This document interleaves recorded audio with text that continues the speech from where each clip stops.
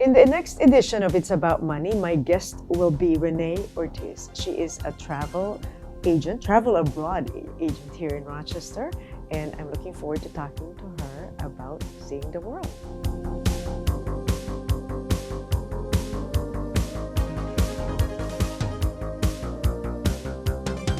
Hello and welcome to another edition of It's About Money. I'm Nannette Nocon and thank you for joining us. Today I'm excited to have Renee Ortiz join us. She's a travel abroad tour coordinator and she'll be talking to us about going abroad and using her interest and skills to help people have a better experience with their travel. Renee, thank you for joining us. Thank you for having me. So tell us about your story. How did you get the travel bug? Oh gosh, I think just taking Spanish throughout high school, college, one of my professors approached me and said, you can't just keep taking classes, you should be going somewhere. And I said, well, what am I going to do? And he said, you should go to Spain, you should go to a study abroad program. So I took his advice and I went and I studied abroad for a semester and stayed on like one summer and semester and a little bit after that. And I absolutely loved it and I couldn't wait to go back, but I also had to finish up college and have a career. So my journalism wasn't my major in college, but I dual majored with Spanish, hoping that maybe those two would marry at some point in my career. But after working in journalism for a few years, I started to feel like I'm missing that travel bug. I haven't gone away. I decided to quit my career and just go live in Spain. Oh, nice. Yes. And was there a particular place that you loved living in Spain? I was living in Madrid, which is the capital, and I traveled all over Spain. I decided I could go all over Europe, but I want to just know Spain. So I kind of dedicated myself to knowing that country really well. Ended up there, it was supposed to be 6 months, but I stayed for 3 years. And then I came back and decided I'm going to be a Spanish language instructor or teacher, and that's what I'm going to go back to school for. So I got my master's in education. Very nice. So Yeah. you're a journalist and an educator, and a travel coordinator. Yes. I love it. And all kind of fits from your interests when you were younger. Absolutely. Right. And make it happen, as your teacher said, right? Instead of just studying all the time. Like make Exactly. it happen. And not Experience being it. intimidated by using the language. Yeah. I love it. I love it. So tell us about, I talked about like career paths. So talk about like the decisions that you made from being a journalist to an educator, and then when you pivoted and said, I'm going to be a travel coordinator. Well, I guess it all started with while I was teaching. I was realizing once again, I can't just teach this language. I need to do more with these kids than just provide the instruction and practice in class. So I decided to start an exchange program. So I actually went back to Spain. I traveled by myself over there. I talked to a school and I said, hey, this is a program I'm interested in doing. Would you guys like to partner with us? We could do, you come here for like a week or two or more if you'd like, and then we'll take our students over to your school and they'll have the experience of being in families and having the experience of being in different schools and also traveling around where each school lives. And so they were very excited. We talked about it. I came back, approached my principal at the time. He was excited about it and he said, go for it. And we'll see, go on trip number 1 and see what happens. And it started off with maybe 8 or 10 kids for that first trip. And it was good because it started off small and we had a great experience. And then from there, it grew to like about 30 kids wanting to go or more. And I said, okay, I cap at 30 because then it gets to be a little too big, bringing a lot of kids over. And so then we did that for about 12 years, back and forth every year with the same school. It was a wonderful partnership. But then financially, there was kind of a crisis in Spain with economic crisis in the early 2000s, well, probably mid 2000s. And they said that they kind of had to take a break from exchanges for a little bit going abroad. So we decided those years to do something different until maybe we could connect with them again. So then I took kids to Peru and we did a different kind of trip. We did a service trip. Oh, Yeah. nice. Oh, what wonderful thing. And the people you take are students or what ages are They were high school students. school So I mostly was bringing 11th and 12th graders. I see. Yeah. Okay. Oh, nice. That's great. Different experience, the same language, right? Exactly. In a different part of the world. Yeah, absolutely. That's great. That is wonderful. So how do you prepare for each tour that you do? You do lots of them and you have a couple of affiliations, right? But you do also some package customized tours. Yes. I originally started working with EF Tours, which is Education First, with students in one of my last trips I did before retiring. I tried this agency and I really liked them, and they had this whole division of adult travel. Mm-hmm. And when you're traveling with kids, it's different. You're not getting the best foods and the best hotels because you want to keep it cheap. Sure. And Go Ahead is a little more elevated. And I was like, okay, well, I want to see how this works and if it's something good enough for adults, because adults can be much more particular. If they're going to spend the money, they want it to be good.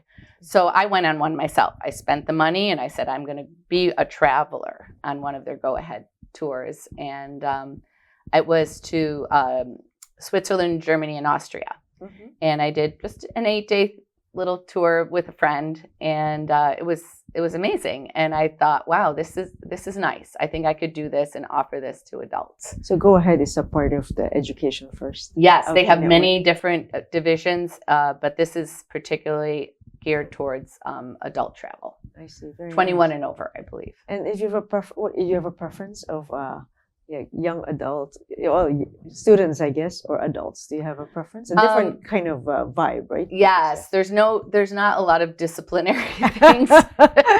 You don't have to do that as much with adults. You just have to make sure they get to the bus on time. On time, yes. Yeah. Okay. Just be a little timely. But most adults are, they're responsible. They get there, they do what they have to do. And but if they don't, it's a little bit of a thin line where you have to say, I can't really discipline them, so I have to approach this differently. Like this is the third time you're late for the bus or something. We need to, kind of for the rest of the crew. Oh, sure. They'd be like, what the heck? We're on time.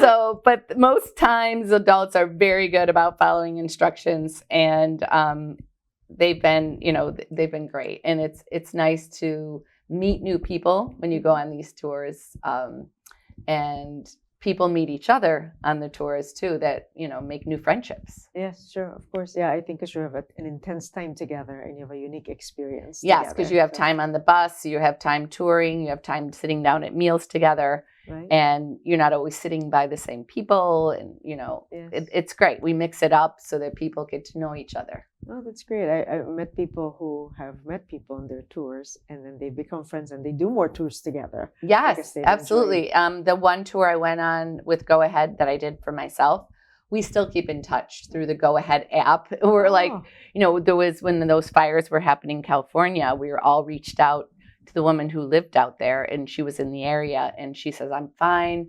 Part of my farm is burned, but we're fine. We're safe. And we still keep in touch, and everyone's like, hey, what tours are you doing next, Renee? Maybe we'll go on one of yours. Yeah. And so do you go mostly to Spanish speaking countries, or you've expanded? You said in the Go With Ahead students, I did. Uh-huh. We've gone to Costa Rica, Peru, and a lot of different trips to Spain, but I'm open-minded to this. Like, I had a Greece trip planned, but unfortunately, I don't know if you're aware, but there were a lot of earthquakes going on in the springtime. Yes. So Greece kind of shut down and people were leaving the island. So they said no tourism. Yeah, sure. So that trip was canceled. That is, in fact, I brought a little thing about it, but it was the Greek islands, Crete and Santorini. Oh, and it was going to be a beautiful trip. And they do pack in a lot. I mean, when you're there, you are definitely getting your money's worth as far as what to see and do. And so that was unfortunately canceled. And my last tour that I did before that was a Portugal food and wine tour. Oh, nice. That's great. And I'm kind of trying to specialize in not only just regular tourism travel, but also food, wine, and culture trips. Sure. Yeah, a lot of people are interested in that. Yes. If we're going to eat anyway, you might as well have it like special cuisine, for that. Yeah, because you're still doing all of the tourism things, but there's a emphasis on making sure you get those beautiful al fresco meals with, introductions to wines and the foods, and it's a little more specialized. So, as a tour coordinator, when you do work with education first and go ahead, are those like, here are the things that you need to read about as a travel coordinator? If it's something new, of course, if it's countries you visited, you know that in and out, right? But what about like locations where it might be new to you? How do you prepare for that? Oh, I would definitely, because I get the itinerary, like something like this would come in advance to me, and I would read up on everywhere we're going and be aware. So when I have questions, because I usually have a meeting before we go anywhere, I'll have it at my home, and I'll do like a little party where I put out, food and wine, maybe of the places we're going. Sure. We did that with Portugal. Yes. I introduced them to some Portuguese wines, some Portuguese foods. Oh, And nice. just had a little gathering so the tourists could get to know each other Got it. a little bit before we traveled, and also kind of go through the itinerary and questions and concerns and any questions that anyone had before this even really got off the ground. Sure, it's great. Give people a chance to prepare themselves as well, right? If there's Exactly. anything that they hadn't done. So yeah, oh great, oh, that's wonderful. Introducing them to the food as well as the culture. So that's great. Yeah, everyone loved it. They loved that idea of connecting with the other travelers, because a lot of people didn't know each other. And they were all from the Rochester area. Some were not. Some came in from out of town that they had friends that they were going to go with from Rochester. Nice. So they came in especially for that meeting and got to know some of the other tourists. And it was great because when we set out that first day, everyone knew each other. Sure. I love it that that joy of the trip really expands beyond the days of the tour, whether that is 8 or 10 days. But if you do it advance, you kind of expand the joy of that, the anticipation and the preparation. excitement. Yes. That's great. That's beautiful that you do that. And then you have a forum of keeping everybody in the loop of what's up next. Oh yes, we have a group chat. We do a group emails. There's an app that people will use as well. So if they have questions or whatever, they can reach out to the agency or to me throughout all of the process. And everyone's very good about getting it back to everyone right away and answering all their questions. And, most people had traveled before, but there's some people, this was their very first time out of the country. So there was some apprehension for some travelers. Sure. So you had to put them at ease and make them feel comfortable and sort of step by step along the way, what could you expect and what might happen as far as there could be delays. And if there is, what will happen with EF? Well, EF will take care of your travel and make sure you get on another flight. And there's no worry that once you step on that plane, is somebody going to be watching out for me? I'm there on the plane. There's the people on the ground when we get there. So they're there to welcome us. They're there to bring that tour bus to pick us all up. And it's kind of like carefree, worry-free travel. I see. I've done the opposite, and it's kind of nice. I've done a lot of the opposite. It's kind of nice when I can sit back and say, I do not have to worry about how I'm getting to the hotel right now. I don't have to worry about where I'm going to dinner tonight. I don't have to worry. I don't have to do the homework, which I usually do when we travel. They've done it all for me. I see. So it's the upside of that. And if I do a specialized private tour, I do all the homework and I get people to come on the trips knowing I am aware of exactly where you're going to go, and I've done the research and I've read the reviews, I've talked to the people. So there's a lot of things to be concerned about when you go to travel, like even just getting a meal, like where do you go to eat? And when you can take all those things out, how am I going to get tickets for something? All those things are stressful because you don't know from day to day if you're going to get into a museum that you wanted to go see, if you want to get to a certain site, if there's any way to get there. They take all that out. Or if I'm doing it, I take all that out, and you just have to show up and enjoy the ride. Yeah, right. Because a lot of people, that's very stressful. They don't get around to doing it. They get there, they don't have the tickets to the museum. Then it's a long wait. They don't get to go. When you see those long lines wrapped around, somewhere to get in.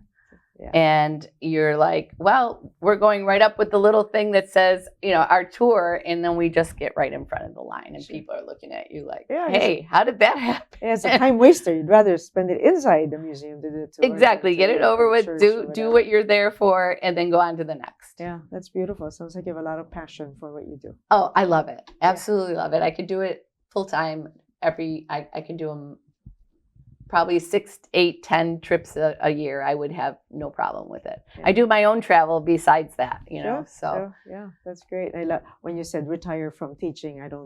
From the way you talk, it doesn't sound like you'd retire from doing this. it's no, but it's almost like it's not work because I'm like you said, I'm so passionate about it that travel to me is the best way to fill your soul. Sure, right. For me, that fills my soul. Uh-huh. And when I don't have it, I could feel the void. Yes. So I need that for me. And I know there's other people out there that need them. Or some people who don't think they need it. And once they do it, they're like, wow, what have I been doing all my life? Why haven't I been traveling? That's great. We're going to take a quick break. It's been a fun conversation here, Renee. Appreciate it. So take a quick break and we'll be right back. Make-A-Wish grants a wish every 17 minutes. I know that sounds pretty magical, but in fact, it takes more than magic. It takes muscle. So, when a kid like Fabian wishes to be a superstar, things happen. Whoa! Or when Kahim transforms into Super Kahim. He feels invincible. It's because wishes have proven physical and emotional benefits that can give children with critical illnesses a higher chance of survival. Help us make sure every wish comes true. Join us at wish.org. And we're back. I'm really thrilled about having Renee Ortiz here as my guest, and it's been a delightful conversation. And for this next part of our show, we're joined by Aline Wynn. Thank you, Aline. So talk to me about, you've been a participant in the tours that Renee has coordinated. Right. Talk about your experience there, the last one you've been to. It was a wonderful experience. When Renee first approached me on that, I was a little hesitant because the theme is food and wine, and I don't drink.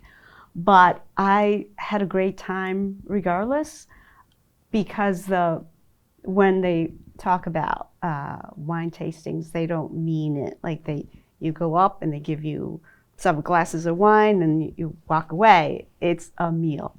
Mm-hmm. So 3 times we got to sit down to a family style dinner. There were 20 of us at the table, and dish upon dish was brought out, and because I didn't drink, they gave me water or soft drink or anything I wanted.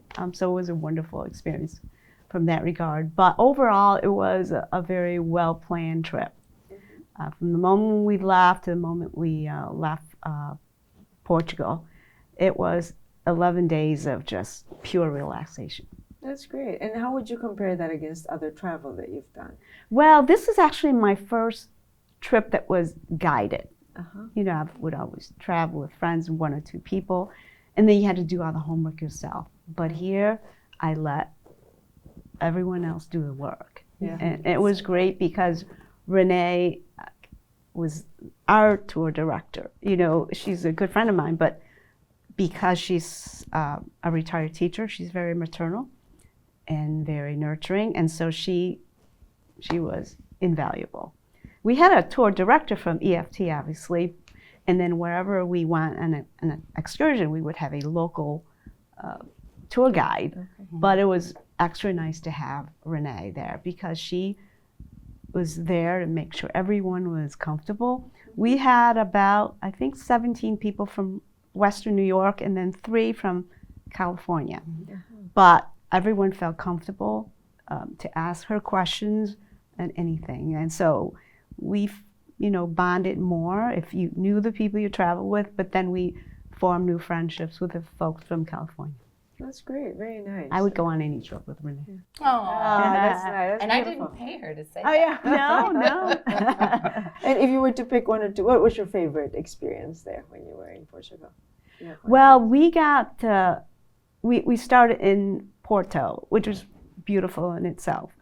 And then we were on a motor coach the whole time and just going from town to town to town. And, Porto is on the Douro River, so we got to see the whole countryside. Mm-hmm. And then we ended up in Lisbon. So there was no one experience that stood out, but it was just wonderful That's great. all around. Yeah. Oh, that's beautiful. And we were there during their harvest season for grapes and Oh, producing wines and all that stuff. So to see all of that in action, where we're going in and we're watching them take those grapes and show us the process of how they're making the wines, and they just bringing them off the field. I don't know, it was just, the weather was absolutely It was wonderful. spectacular, and we got to go on a boat ride down the Douro, and it was just a wonderful time. Mid-September, and I would say even October is a wonderful time to go travel. It's a little less hectic. sure. And even though it wasn't completely less hectic, because Porto was pretty busy, but the other little towns and stuff we went to, you know, you felt like there wasn't a lot of hustle bustle.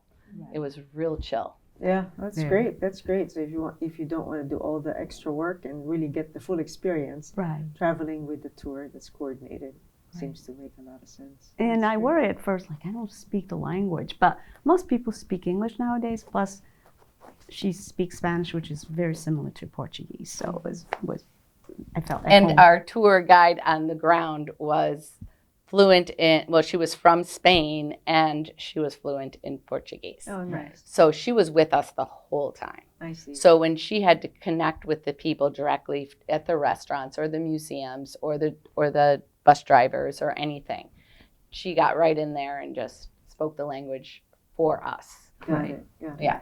So I'm going to ask a money question because this is a money course, show. yeah. So if you think about the dynamic or the benefits of being part of a tour that is coordinated compared to doing it yourself, do you find that it's good value for you, or was it actually even better because you may have gotten better value from tickets and things like that? Would you be able to, because this is your first guided tour, right? Right, Yes. right. No, I think it was very reasonable. Uh-huh. Yeah, I would do it again. Yeah. Because think of all the work I would have had to do myself. Sure, absolutely. And Time this- is money. Time is money. Yeah, for the And so research. it was, and the way they arranged the payments was very reasonable for you. I see. You know, it was done in like, I think 5 months before the trip. Every monthly they'll take a little bit out, so you didn't feel like you have to put up this huge lump sum.